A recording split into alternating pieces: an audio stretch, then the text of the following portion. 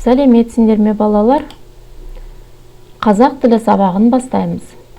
Сабақтың тақырыбы атау септік. Сабақтың мақсаты шешім табуға бағытталған сұрақтарды табасың және құрастырасың.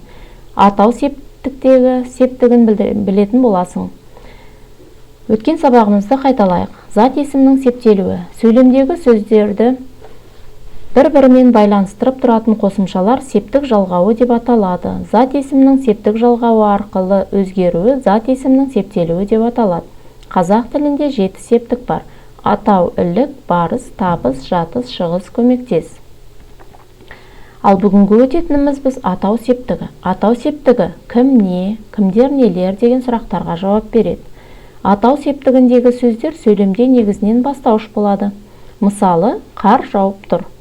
Қар бұл атау септігіндегі сөз, өйткені не сұрағына жауап беріп тұр. Сөйлемде бастауыш болып тұр. Ал енді мынау өздік жұмысына қарайық. Берілген суреттегі зат есімдер бастауыш болатындай сөйлем құрап жаз.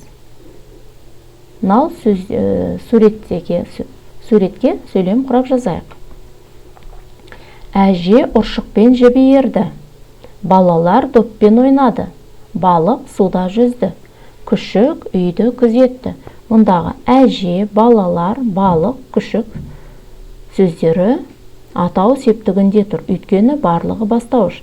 Әже кім, балалар кімдер, балық не, күшік не деген сұраққа жауап беріп тұр. Келесі біз 31-ші жаттығуға көшейік. Мәтінді оқы. Қар көшкіні дегеніміз қардың тау беткейінен төмен қарай жылдам жылжуы. Қазақстанның таулы аудандарының көпшілігінде қар көшкіні болып тұрады. Ол негізінен қардың түсуі мен күннің жылуына байланысты. Қар көшкіні болатын ең қауіпті кезең қараша мен сәуір айлары, ал биік тауда қазан, мамыр айлары. Тауда болған кез келген адам қыс ішіндегі тауда болатын қауіптерді, олардан сақтану шараларын білуге міндетті. Енді балалар мұнда шешім табуға бағытталған сұрақтарды тауып жазуымыз керек. Бірінші сұрақ. Қар көшкіні деген не? Қыс мезгілінде тауға шықсаң нені білуің керек? Қар көшкіні болатын ең қауіпті кезең қай кез? Қар көшкіні болған жағдайда не істеу керек? Сен альпинист болсаң, тауға өзіңмен бірге қандай құралдар алар едің? Ал бірінші сұраққа жауап беріп, жауаптарын балалар дәптерге жазайық. Қар көшкіні деген не? Қар көшкіні қардың тау беткейінен төмен қарай жылдам жылжуын айтамыз. Қыс мезгілінде тауға шықсаң, нені білуің керек?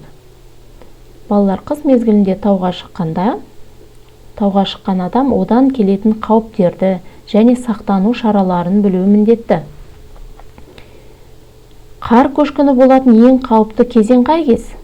Ең қауіпті кезең қараша, сәуір айлары, биік таулар үшін қазан, мамыр айлары қауіпті болып саналады екен. Төртінші, қар көшкіні болған жағдайда не істеу керек? Сақтану шараларын қолға алу керек. Көшкін басылғанша қауіпсіз жер табу керек екен. Бесінші, сен альпинист болсаң, тауға өзіңмен бірге қандай құралдар алар едің? Егер де альпинист болсам, арқан, қысқыш, ілгек, дәрі қобдишасы, арнайы қарға мінуге арналған құралдар жиынтығын алар едім.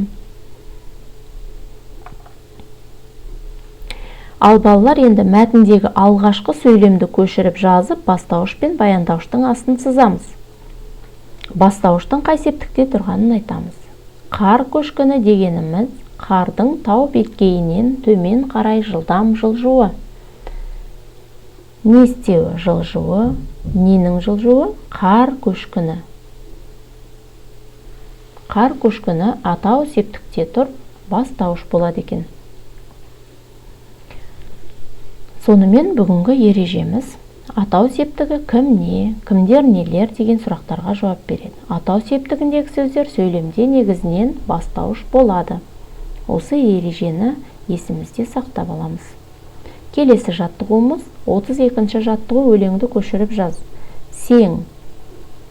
Өзен дүр сілкінді, көкше мұз жыртылды. Демде арна кеңейді, қозғалды сеңенді. Сансыз мұз аралы қағысып барады. Қайыру бермеген тағыдай сең деген. Осы өлеңді дәптерге қатесіз көшіріп жазамыз. Атау септігіндегі зат есімдерді табамыз. Олар сөйлемде қандай мүше болып тұрғанын айтайық. Өлеңдегі зат есімдер: өзен, мұз, арна, сең. Сөйлемде қандай мүше болып тұр балалар? Я, дұрыс айтасыңдар, бастауыш болып тұр екен. Келесі 33-ші жаттығу. Төмендегі сөздер бастауыш болатындай етіп, әрқайсымен сөйлем құрап жаз. Қазақстан, тау, көшкін, өзен, сең деген сөздермен сөйлем құрап жазуымыз керек. Жазған сөйлемдеріңде бұл сөздер қай септікте тұр? Қазақстан үлкен аумақты алып жатыр. Не Қазақстан? Тау алып тастардың мекені. Не алып тастардың мекені? Тау. Бастауыш болып тұр. Көшкін таулы жерлерде жиі болады. Не болады? Көшкін болады, бастауыш. Өзен. Өзен тоқтамай ағып жатыр.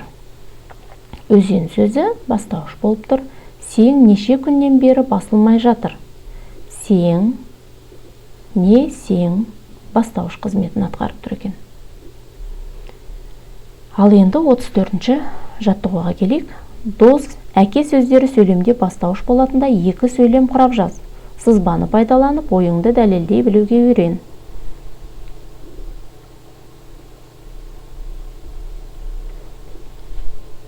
Дос, атау септігіндегі сөз, өйткені ол кім сұрағына жауап беріп тұр, сөйлемде бастауыш болып тұр. Екінші, әке деген сөзді балалар өздерің осылай орындайсыңдар.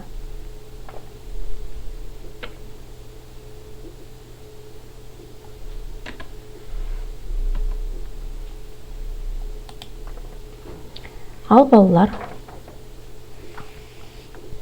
көбелектерді өз гүліне қондыр ойынын ойнайық. Мұнда көбелектерді гүлдерге қондырып жазуымыз керек. Әр гүл бір септікті білдіреді. Көбелектердің қанаттарында сұрақтар жазылған. Қай көбелек қай гүлге отыру керек? Бұны балалар сендер үйде орындайтын боласыңдар. Сонымен бүгінгі сабағымыз аяқталды. Сау болыңдар.